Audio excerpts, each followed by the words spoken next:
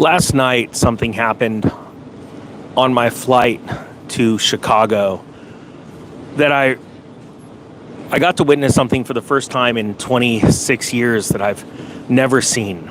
And that is someone taking their last breath, but from a totally different perspective. For the last 26 years, I've been in emergency medicine as a firefighter, and I'm sure that all paramedics and EMTs can relate, police officers, first responders, military members can relate when they see someone take their last breath. It's an eye-opening and life-changing experience. And it doesn't matter how many times it happens, you always think about that person will never experience tomorrow. And last night, on my way to get on a plane, I was sitting down doing some last-minute internet work, catching a red eye to Chicago, and I saw a police officer book past me on a bike, yelling to get out of the way to everybody. And I saw him jump off his bike and jump into a crowd of people. So I immediately got up and started booking over there because I thought there was a physical confrontation and the officer would need help. But it wasn't. As I ran up, I noticed that it was a gentleman that went into cardiac arrest. And he was about to board the plane that I was getting on.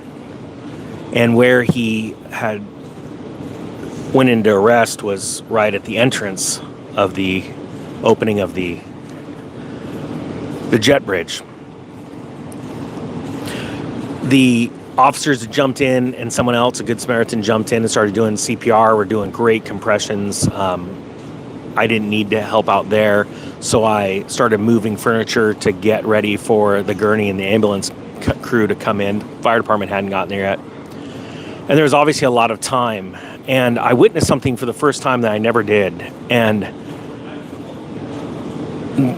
you know, we live in a world where people are always in a rush.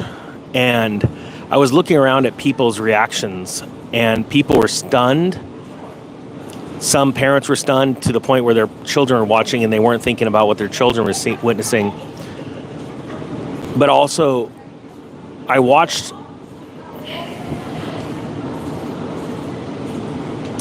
like 100 people sit silently and looking into them, looking at their eyes. Every single person knew the gravity and nothing mattered. I looked at the emergency crew for the first time in 26 years. I'm used to looking down, not looking up and around. And my son was there, and he witnessed this for the first time.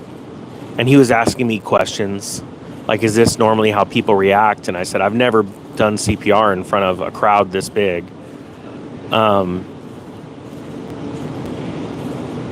It was incredible to watch humans realize all together at the same time that nothing mattered to them. At that point, nothing mattered. They were witnessing somebody take their last breath. And I couldn't help but think, how many of us, and I go through these thoughts all the time, how many of us are living our lives in that rat race and living and saving and storing, but yet never getting into that moment where we're going, today could be the last day. I never, ever went on a call where someone had passed away where I didn't think that. Like, this person did not know this was their day to be in a vehicle accident or fall off a cliff or something horrible happen, you know? And I guarantee you their family members didn't think that either. And the reason why I'm talking about this and telling this story is even my son he goes, why? His wife is there, and why is she acting the way she is? And I'm like, well, she's in shock. She doesn't realize. I mean, even on structure fires, we'd show up and the homeowners would be standing there staring. And I'd always hear them say the same thing. I never thought this would happen to me. Just total shock, total disbelief. And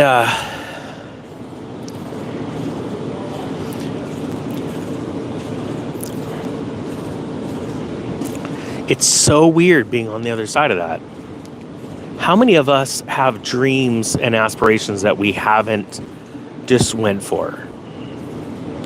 How many of us are constantly in the grind, upset with where we are right now, yet we're sort of trapped in our own cycle of going to work and then, doing something on the weekends. It's the exact same thing on the weekends with the same friends, the same kind of monotonous revolving behavior, and not shooting for what we've always dreamed of.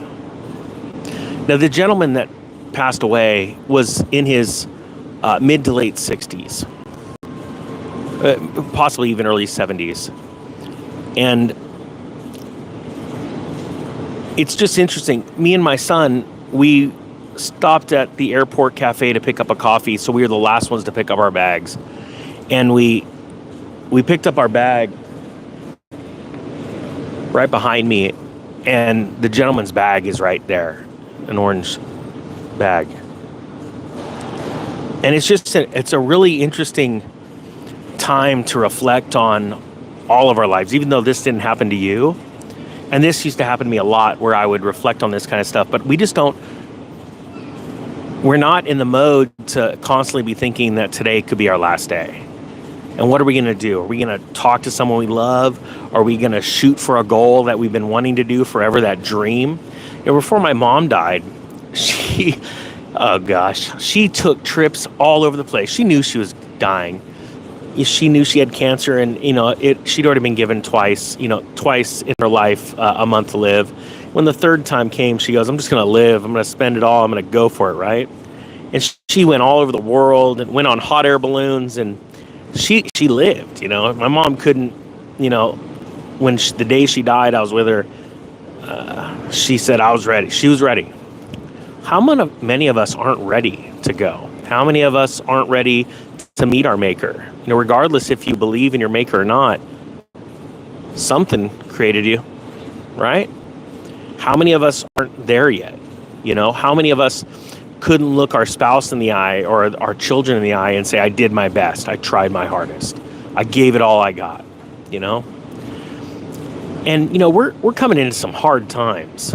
But with that being said, you can only do so much until you got to live. You can only store up so much.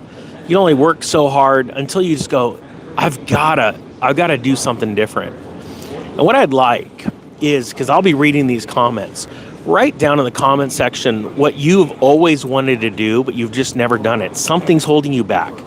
Whatever it is, if it's someone else, if it's you, if it's your current life situation, write down what you've never accomplished. And that's it. I'm not going to tell you what to do with that, but I think just writing it down and staring at it yourself and knowing other people are staring at it, even though they don't know you, I think maybe a catalyst for you finally achieving something that you've wanted to do your whole life. I just wanted to share that with you. I hope you got something out of this. The Economic Ninja is out.